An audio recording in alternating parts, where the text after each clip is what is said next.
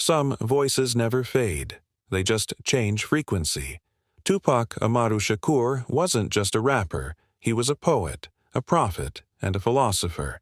And even decades after his death, his words still move through the world, this time through code and data. This is Tupac, the last poet in the machine.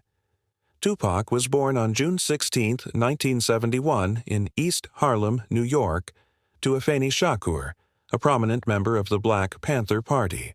From the very beginning, he was surrounded by rebellion, intellect, and art. His childhood was a canvas painted with the struggles and aspirations of a generation fighting for justice. It wasn't an easy start, but it forged the mind of a revolutionary.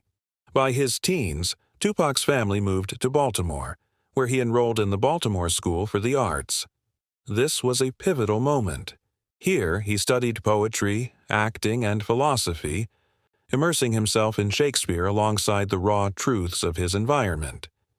This is where he began to shape his famous duality: the sensitive artist and the fiery street warrior, the educated intellectual and the voice of the unheard. Long before the fame, the platinum albums, or the sold-out shows, Tupac's notebooks were filled with verses. These weren't just rhymes. They were unfiltered expressions of pain, injustice, hope, and love. He wasn't chasing fame, he was documenting the world as he saw it, trying to make sense of its contradictions. He once famously said, "I'm not saying I'm going to change the world, but I guarantee that I will spark the brain that will." And even then, as a young man with a pen and a notebook, he was already that spark, preparing to set the world ablaze with his words. Tupac's journey into the music industry began with the eccentric and creative group Digital Underground. He was the charismatic dancer, the energetic hype man, but a mind like his couldn't stay in the background for long. In 1991, his solo debut, Tupacalypse Now, hit the scene, and it wasn't just an album, it was a seismic shock to the system. The lyrics were raw, unapologetic, and confrontational.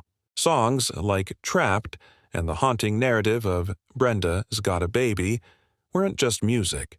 They were social commentaries that laid bare the harsh realities of poverty, police brutality, and systemic injustice in America.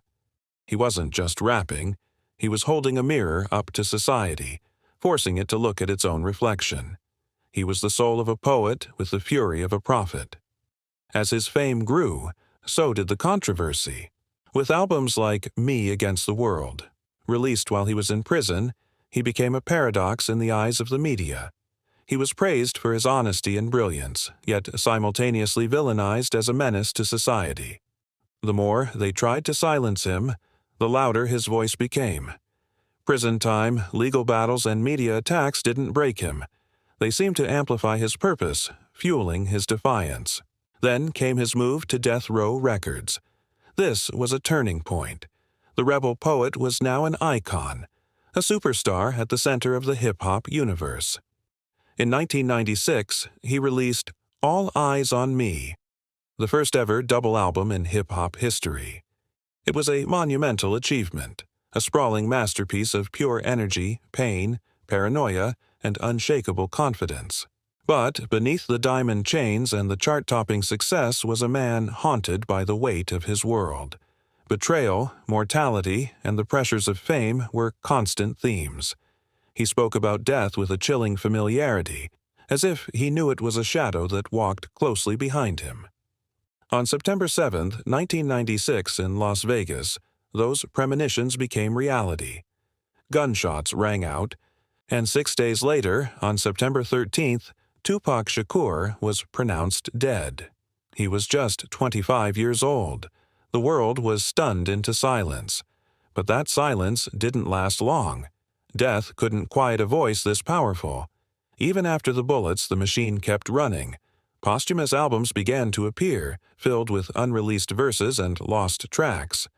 Releases like The Dawn Killuminati, The 7-Day Theory, felt eerily prophetic, as if Tupac had left behind a detailed blueprint for his own resurrection. Each new song, Each documentary and each unearthed interview felt intentional, keeping his spirit and his message alive and breathing.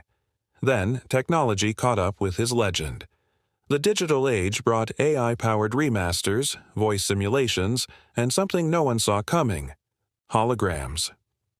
In 2012, at the Coachella Music Festival, the world watched in disbelief as a lifelike Tupac hologram took the stage, rapping alongside his old friend Snoop Dogg.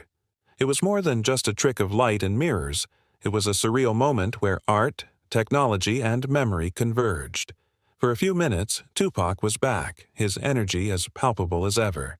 It wasn't just nostalgia. It felt like a prophecy fulfilled. The man who spoke of his own immortality was now, quite literally, a ghost in the machine.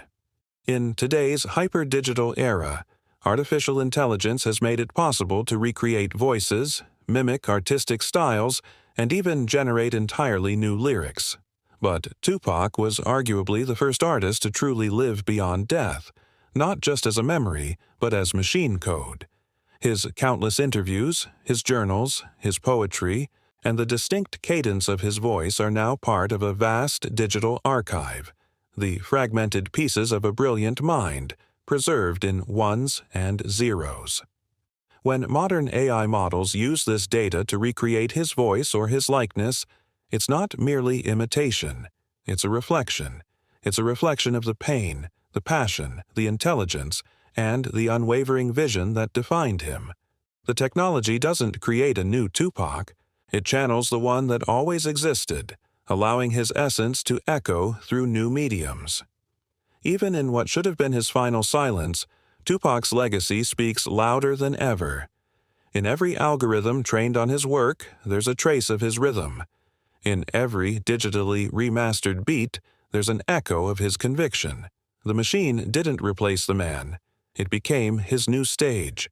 Tupac once said, "Death is not the greatest loss in life. The greatest loss is what dies inside us while we still live."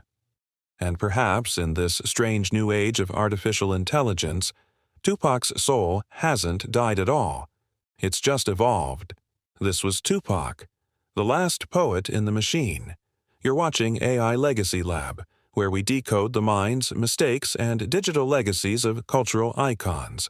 Subscribe and hit that bell, because the code of the next legend is already writing itself. Thanks for watching.